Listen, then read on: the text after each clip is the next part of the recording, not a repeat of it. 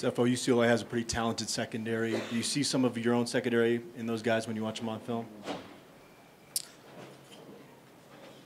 No, I don't think I've really thought about it like that. You know, they are some good DBs, a couple good safeties back there, and you can't take that away from them. But I don't think I've ever looked at the film and said, "Oh, that's a Cheeto right there." So there's some good players back there, but you know, I don't think that it's anything that we should worry about because I think we've got some really good receivers as well. So it'll be a good matchup all game long.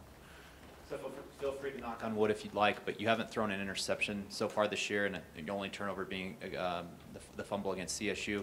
What has allowed you, or what has, I guess, led to your better taking care of the football? Is it just a pure experience thing, or is it something that you've changed physically? Just kind of take me through that. I think the biggest part of that, well, there's a couple things in my mind. I think experience being one of them. Knowing when and where to go with the football, knowing when to pull it down and run, and knowing when to throw it away. And I think another big thing, too, is the O-line up front.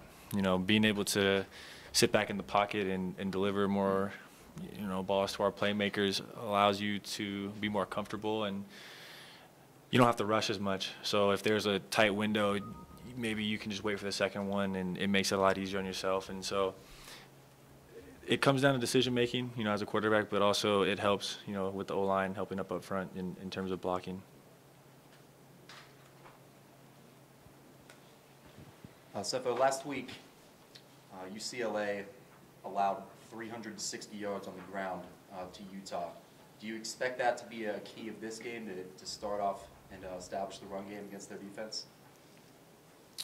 It's definitely a key of ours. You know, I think that the biggest thing is to take what they give us. We think we have a couple ideas of what they're going to want to do, and whether or not they showed it on film is irrelevant because I think that we kind of have an idea of what they're going to do due to some things that teams in the past have had success against us. And so running the ball has always been a key for us all season long, especially when you've been running the ball at a high level as we have. And so that's a key for us, but I think that overall we'll just take what the defense gives us and go out there and execute.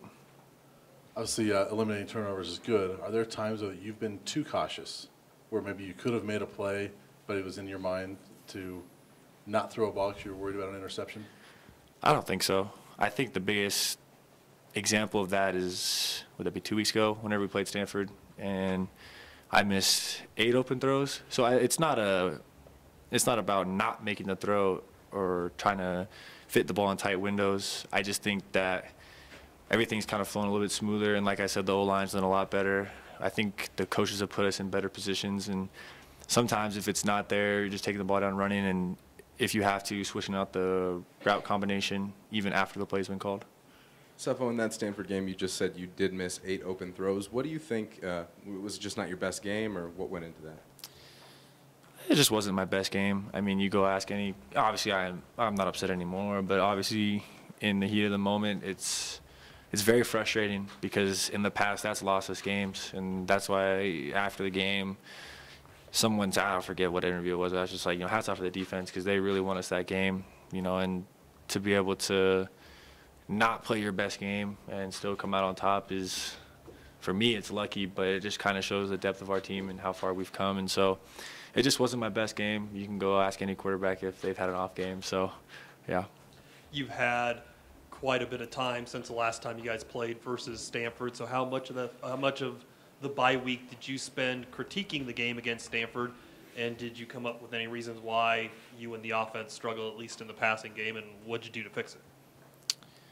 I think just one day is kind of all we kind of took. We go over the game, review it, look at the key coaching points and what we could have done better, and then we moved on. I think ultimately it just comes down to making plays, and because the receivers were there, and it just comes down to either waiting half a second longer and just taking the hit and getting the ball off, or straight up just making the throw. And so it's not like we're going to try and reinvent the wheel because the throws were there. It just comes down to me giving the ball to our playmakers and letting them go run.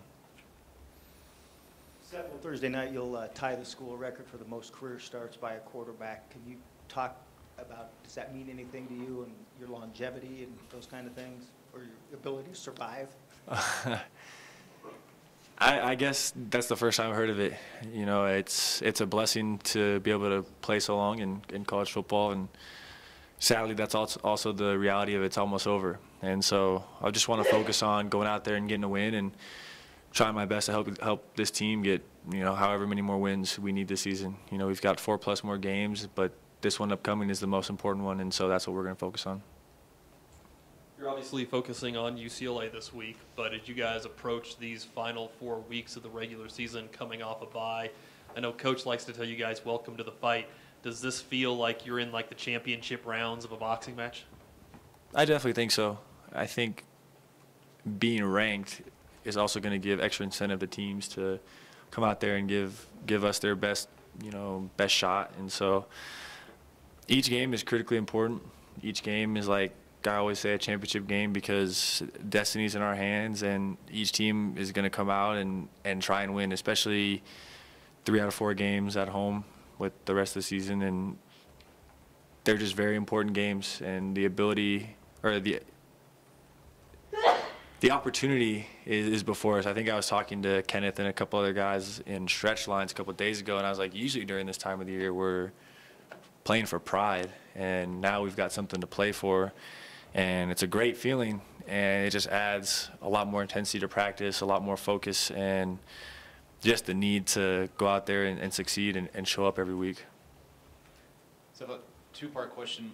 One, are you glad in practice you're wearing a non-contact jersey when you see Jordan Carroll somehow getting through the line? And 2, what, from your vantage point, what have you thought of just how he's played this year? I'll answer it backwards. Well, if he came through in practice, he's not catching me. That's the first thing.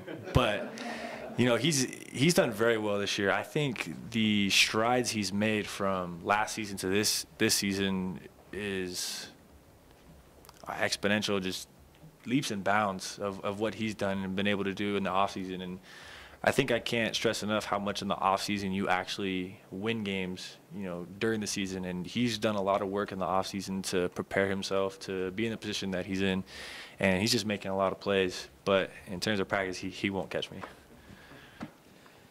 When I asked Coach the question about the last 2 times you guys have played UCLA and how frustrating those losses have been for you guys, he kind of joked that he felt UCLA probably comes into this game expecting, well, CU will find a way to screw it up again, because honestly the past 2 years you guys have had every opportunity to win the game and haven't. When you look back on those last 2 games, do you remember those games? Do you think about those games at all this week and how close you were? Does that provide any motivation for this week, or are those in the past and you just forget about it? I remember them vividly. I don't use it as extra motivation. I haven't thought about it like, oh, we need to finally, you know, just use it as a motivation. I think that ultimately, I think I had 2 picks a game against those guys in both games. And I think taking care of the football and scoring points, you know, I think it sounds basic and self-explanatory, but I think last year, especially when we put so many yards up against them and moving the ball up and down and basically controlling the Rose Bowl but not being able to put points up, it really hurt. And so the big thing is getting touchdowns this week, not just field goals, and putting points on the board and trying to put the game away, because I think that we've let a couple teams this year stay around, and the defense has done their job, but offensively we haven't gone out there and just, you know, put more points on the board and put them away. I think Arizona State was a great example of that, how we came out strong in the second half, had that big run by Phil, and then after that we just kind of sputtered and didn't really put any more points until the last drive where we ran the ball all the way down. Sefo, the last few games here of your senior season, not from a team perspective, but from an individual perspective, are there any more goals you want to accomplish? To win.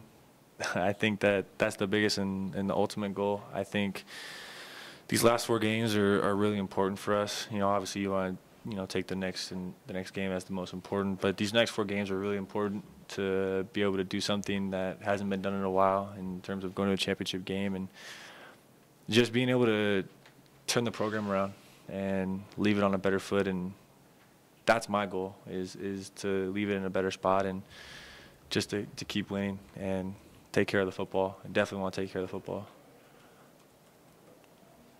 Any final questions? Thank you. Those of you with the seasonal athletic media partner permit that expired yesterday, we're going strictly to the license